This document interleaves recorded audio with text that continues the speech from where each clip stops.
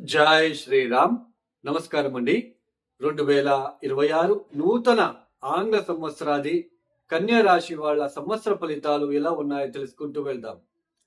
ఈ సంవత్సర ఫలితాలు అనేది దీర్ఘకాలికంగా ఒకే రాశిలో సంవత్సర పొడవునా కూడా సంచారం చేసే గ్రహాల ఆధారాన్ని బట్టి ఈ రాహు, కేతు, శని, గురు ఈ 4 గ్రహాల ఆధారాన్ని బట్టి ఈ సంవత్సరం ఈ రాశి వాళ్ళకి ఇలా ఉండబోతుందని చెప్పుకోవడం జరుగుతుంది. ఈ 2026 సంవత్సరంలో ఈ 4 గ్రహాల మార్పులు ఏదైనా ఉందా? ఈ మార్పుల వలన కన్యా రాశి వాళ్ళ మీద ఎలాంటి ఇంపాక్ట్ చూపిస్తుందో తెలుసుకుందాం. ముఖ్యంగా 2026 సంవత్సరంలో శని గ్రహ మార్పు అయితే ఉండదు. శని మీనరాశిలోనే సంచారాన్ని కొనసాగిస్తూ ఉంటారు. ఇక రాహుకేతు సంచారాన్ని చూసుకున్నట్లయితే 2026 డిసెంబర్ 5వ తేదీ వరకు కూడా రాహుకేతు రాశి మార్పులు ఉండదు. రాహు యాజ్ ఇట్ ఈస్ కుంభంలో, కేతు యాజ్ ఇట్ ఈస్ సింహరాశిలో సంచారాన్ని కొనసాగిస్తూ ఉంటారు. అయితే 2026 డిసెంబర్ 5వ తేదీ తర్వాత రాహు మకరంలోకి ప్రవేశిస్తారు, కేతు కర్కాటక రాశిలోకి ప్రవేశిస్తారు. ఇక ఈ గురువు సంచారం మనం చూసుకున్నట్లయితే ఈ సంవత్సర ప్రారంభంలో ఆయన మిథున రాశిలో ఉంటారు. 2026 జూన్ 2వ తేదీ కర్కాటక రాశిలోకి ప్రవేశిస్తారు. యాక్చువల్లీ గురువు ఒక రాశిలో ఒక సంవత్సరం ఉండాలి. అలాంటిది అతిచార మార్గంలో కేవలం 5 మాసాలు మాత్రమే కర్కాటక రాశిలో ఉంటారు. 2026 జూన్ 2వ తేదీ కర్కాటక రాశిలోకి ప్రవేశమయ్యి 2026 అక్టోబర్ 31వ తేదీ సింహంలోకి అడుగు పెడతాడు. 5 మాసాలు మాత్రమే కర్కాటక రాశిలో ఉంటారు. తర్వాత సింహరాశిలో వచ్చి 1 మాసం ఉండి మళ్ళా వక్రించి కొద్ది రోజుల తర్వాత వెనక్కి అంటే మళ్ళీ కర్కాటకంలోకి వెళ్తారు. ఈ గ్రహాల సంచారాన్ని బట్టి ఈ కన్యా రాశి వాళ్ళకి చూడండి, ముఖ్యంగా సప్తమ స్థానంలో శని సంచారం జరుగుతుంది. శని సప్తమ స్థానంలోకి వచ్చినప్పుడు ఈ భార్య భర్తల మధ్య ఒక రిస్ట్రిక్షన్ ఏర్పడుతుంది. ఒక బంధము, ఆ ప్రేమ, ఆ బాండింగ్ అవన్నీ కొంచెం తగ్గడము, వాటిలో రిస్ట్రిక్షన్స్ ఏర్పడము, ప్రతి పనిలో ఆటంకాలు కలగడము, వ్యాపారాభివృద్ధి లేకుండా వెనక్కి పడిపోవడం లాంటిది మీరు చూడడానికి ఆస్కారాలు ఉంటాయి. సప్తమ స్థానంలోకి శని రాగానే ఇలాంటి సిచ్యువేషన్ ఏర్పడబోతుంది. కన్యా రాశిలో లక్షల మంది ఉంటారు, అందరికీ ఒకేలాగా ఉండదు. సప్తమ స్థానంలో శని వచ్చినప్పుడు ఇప్పుడు మీనరాశిలో శని సంచారం జరుగుతోంది. మీ జాతకంలో శని మీనరాశిలోకి వచ్చిన తర్వాత అష్టవర్గ బిందులు ఎన్ని ఇచ్చారో చూసుకోవాలి. అంటే ఆయన నెక్స్ట్ మేషంలోకి వెళ్తాడు, అక్కడ అష్టవర్గ బిందులు ఎన్ని ఇచ్చారో మీ జాతకరీత్యా తెలుస్తుంది. ఒక్కొక్క రాశిలో ఒక్కొక్క పాయింట్ని ఇచ్చి ఉంటాడు ఆ స్థానాన్ని బట్టి. మీనరాశిలో కనుక 0, 1, 2 కనుక అష్టవర్గ బిందులు ఇచ్చి ఉంటే ప్లస్ అక్కడ మీనరాశిలో కనుక శనికి శత్రుగ్రహాలు ఎవరైనా ఉంటే, ఏ కుజుడో, ఏ కేతువో, ఏ సూర్యుడు కనుక ఉంటే భార్య భర్తల మధ్య సపరేషన్ లాంటివి జరిగే సూచనలు ఉంటాయి. సామాన్యంగా సప్తమ స్థానంలోకి శని లాంటి గ్రహం వచ్చినప్పుడు ఒక రిస్ట్రిక్షన్ ఏర్పడుతుంది.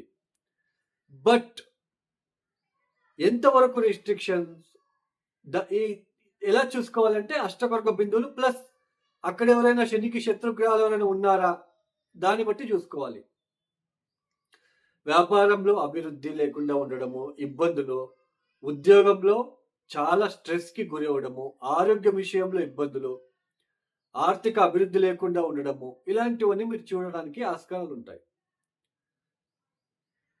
అదే జూన్ 2వ తేదీ నుంచి అక్టోబర్ 31వ తేదీ వరకు 2026 జూన్ 2వ తేదీ నుంచి అక్టోబర్ 31వ తేదీ వరకు సంపూర్ణంగా గురుబలం ఉంటుంది.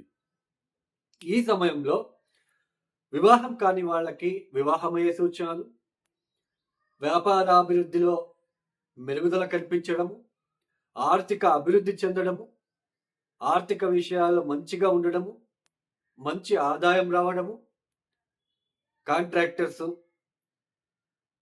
హోటల్ బిజినెస్ చేసేవాళ్ళు, రెస్టారెంట్ బిజినెస్ చేసేవాళ్ళు, వీళ్ళందరికీ కూడా చాలా వరకు పాజిటివ్ ఇంపాక్ట్ కలగడము, సంతానం లేని వాళ్ళకి సంతానం అయ్యే సూచనలు,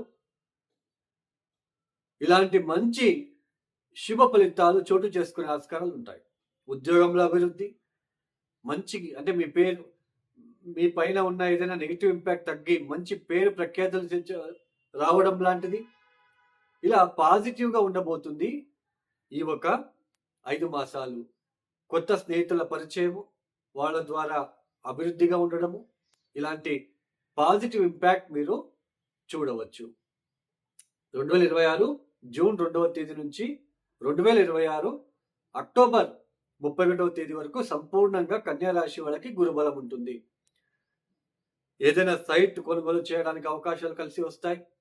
మీకు రావాల్సిన ఏదైనా మీరు సైట్ కొనుగోలు చేసి ఉంటారు, బట్ రిజిస్ట్రేషన్ కోసం వెయిట్ చేస్తూ ఉంటారు. ఏదో ఒకటి ఇబ్బంది వచ్చి రిజిస్ట్రేషన్ కాకుండా ఉంటుంది. ఈ సమయంలో రిజిస్ట్రేషన్ అవుతుంది.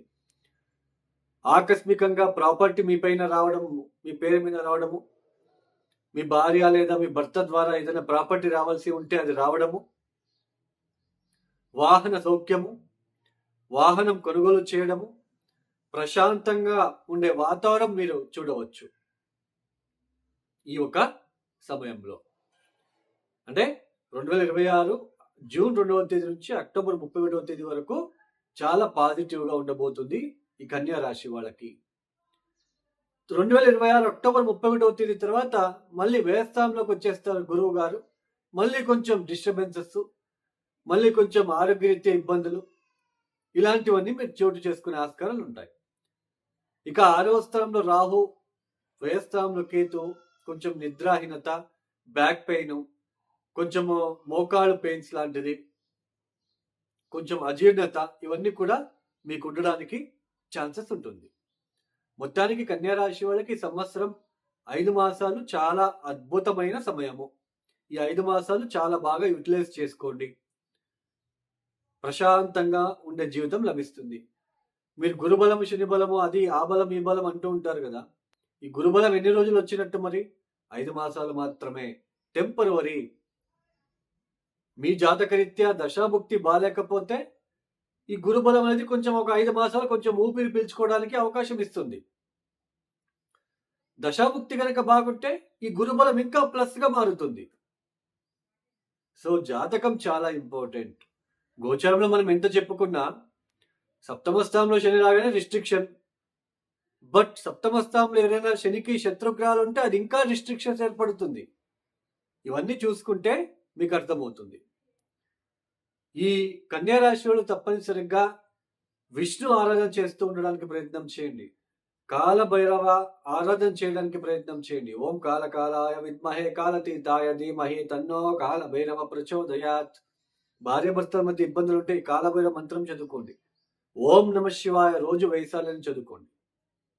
ఇక ఎవరైతే వీడియోని చూస్తున్నారో లైక్ చేయండి, షేర్ చేయండి, సబ్స్క్రైబ్ చేసుకోండి. అలానే ఎవరికైనా ఆస్ట్రాలజీ కన్సల్టేషన్ కావాలనుకుంటే డిస్ప్లే అవుతున్న నంబర్కి నేరుగా కాల్ చేయండి. ఇక సర్వే జనం సుఖినో భవంతు. ధన్యవాదములు. జై శ్రీరామ్.